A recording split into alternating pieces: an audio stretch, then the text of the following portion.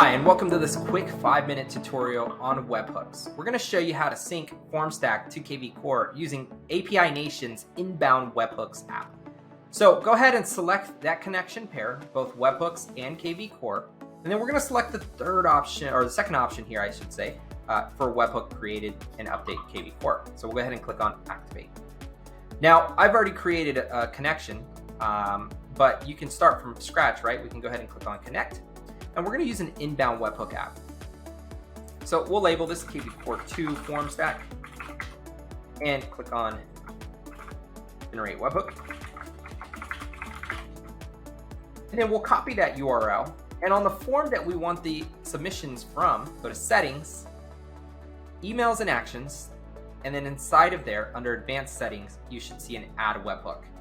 Now I already have one created, so I'm just going to go ahead and update this. And we'll go ahead and save that webhook.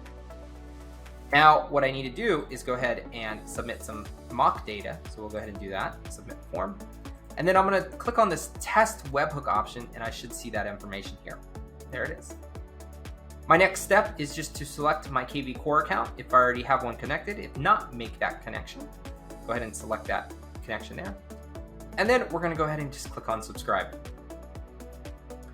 Now that we've done this, we're going to scroll down to the bottom and start our mapping process. Now, if the mapping matches kvCORE's mapping, it'll automatically map. But in some cases, you might have to do this manually. So we're going to map these fields over. So I'm going to find first name, select first name. So we'll click on add last name. We'll also go to add the phone number. So if there's a phone associated with it, do that. And then you can do home phone, work phone. You got primary address. One thing to notate here as well, though, is that you could actually add these manually. So if you wanted just to type in text, you totally could. So for example, I might type in source, right? And we had system source there. So in the system source field, I might type in something like Formstack. I might also want to have Formstack as a tag, or maybe something that they inputted on that form come in as a tag. We'll go ahead and go up to the top now that I'm all done here, and we'll click on activate.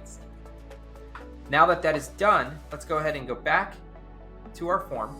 We'll go back and then let's resubmit this. And let me do this with a new unique phone number. And we'll click on submit form. Now, if we head back into API Nation's dashboard and click on refresh, here in a moment, we should see a processing. And then within about 10 to 15 seconds or so, we should see that has a successful status. That means that our workflow successfully ran and our new data is now inside of kvCORE. So let's refresh that. And there it is. There's our success message. So let's head into kvCORE. There we go. And let's type in, and it might come in as, or update an existing contact if it already exists, which I believe it just did. So I'll just type in my name here and we'll go ahead and open that up. And there we go. We can see it updated that data. So that's really, really cool and a great way to get those Formstack submissions over to your kvCORE dashboard. Maybe you're using Formstack for additional lead gen purposes on top of your website. Maybe you're doing some sort of contest and you want to bring all those submissions into your kvCORE. This is a really great way to seamlessly do that and have those contacts added to your kvCORE dashboard. So hopefully you found this useful. If you have any questions, please contact our support team. We are more than happy to help you. Thank you.